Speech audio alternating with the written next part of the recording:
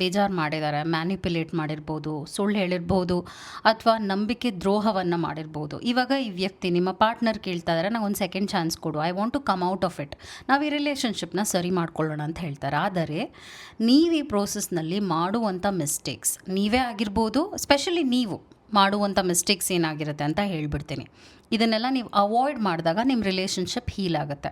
ಮೊದಲನೇದು, ನಿಮ್ಮ partner repeated ಆಗಿ ಪ್ರಾಬ್ಲಮ್ಸ್ನ ಕ್ರಿಯೇಟ್ ಮಾಡ್ತಾ ಇದ್ದಾರೆ ಅಂದರೆ ಅದನ್ನು ನೀವು ಬಿಟ್ಕೊಡೋಕ್ಕೆ ಸಾಧ್ಯ ಇರೋದಿಲ್ಲ, ಇಟ್ ಇಸ್ ಡಿಫಿಕಲ್ಟ್. ಆದರೆ ನಿಮ್ಮ ಪಾರ್ಟ್ನರ್ ಮೊದಲನೇ ಸಲ ಒಂದು ತಪ್ಪು ಮಾಡಿದ್ದಾರೆ, ಅದಕ್ಕೆ ಅವ್ರ ಕ್ಷಮೆ ಕೇಳಿ ಇದರಿಂದ ನಾನು ಆಚೆ ಬರೋದಕ್ಕೆ ಚಾನ್ಸ್ ಕೊಡು, ಗಿವ್ ಮೀ ಸೆಕೆಂಡ್ ಚಾನ್ಸ್ ಅಂತ ಕೇಳ್ತಾರೆ. And yes, you can consider this. ಈ ಪ್ರೋಸೆಸ್ನಲ್ಲಿ ನೀವು ಮಾಡುವಂಥ ಮಿಸ್ಟೇಕ್ಸ್ ಏನಾಗುತ್ತೆ ಅಂದರೆ ಹರ್ಟ್ ಪೀಪಲ್ ಅಂತ ಹೇಳ್ತೀವಿ. ಅಂದರೆ ನೋವು ಕೊಟ್ಟಿರೋರು ನೋವು ಅಂದರೆ ನೋವಲ್ಲಿರೋರು ನೋವನ್ನೇ ಹರಡ್ತಾರೆ. ಹಾಗೆ ನೀವು ಪೇಯ್ನಲ್ಲಿರೋದ್ರಿಂದ ನಿಮ್ಮ ಪಾರ್ಟ್ನರ್ಗೂ ಪೇಯ್ನ ಸ್ಪ್ರೆಡ್ ಮಾಡುವಂಥ ಹೈ ಚಾನ್ಸಸ್ ಇರುತ್ತೆ.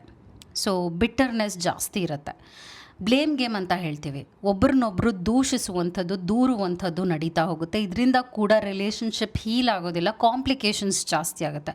ಯಾವಾಗ ನೀವು ಮನಸ್ಥಿತಿಲಿ ಇರ್ತೀರಾ, ನಾನು ಈ ರಿಲೇಷನ್ಶಿಪ್ನ ಸರಿ ಮಾಡ್ಕೋಬೇಕು ಅನ್ನೋ ಮನಸ್ಥಿತಿಗೆ ಬರ್ತೀರಾ, ನೀವು ಹೀಗೆ ವರ್ತಿಸುವುದರಲ್ಲಿ ಯಾವುದೇ ರೀತಿಯಾದ ಅರ್ಥವಿರೋದಿಲ್ಲ. Because it won't heal, it will be damaged more ಅಂತ ಕೂಡ ಹೇಳ್ತೀನಿ.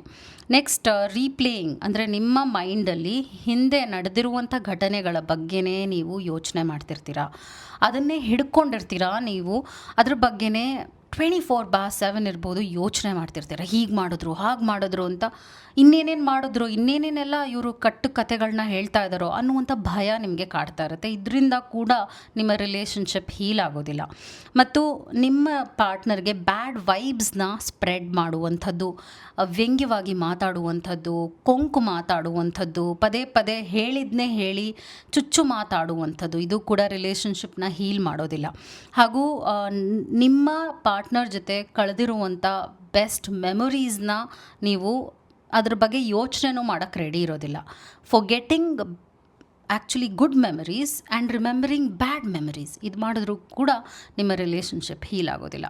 ಮತ್ತು ನೆಕ್ಸ್ಟ್ ವಿಷಯ ಏನಾಗುತ್ತೆ ಅಂದರೆ ನೀವೇನೇ ಈವಲ್ ಆಗಿ ಟರ್ನ್ ಆಗುವಂಥದ್ದು, ನಿಮಗೇನೆ ಅವ್ರ ಜೊತೆ ಇರಬೇಕು ಅಂತ ಅನಿಸೋದಿಲ್ಲ. ಇದೆಲ್ಲ ಮಾಡಿದಾಗ ನಿಮ್ಮ ರಿಲೇಷನ್ಶಿಪ್ನಲ್ಲಿ ನೀವು ಯಾವುದೇ ರೀತಿಯಾದ ಬದಲಾವಣೆ ನೋಡೋಕ್ಕಾಗೋದಿಲ್ಲ.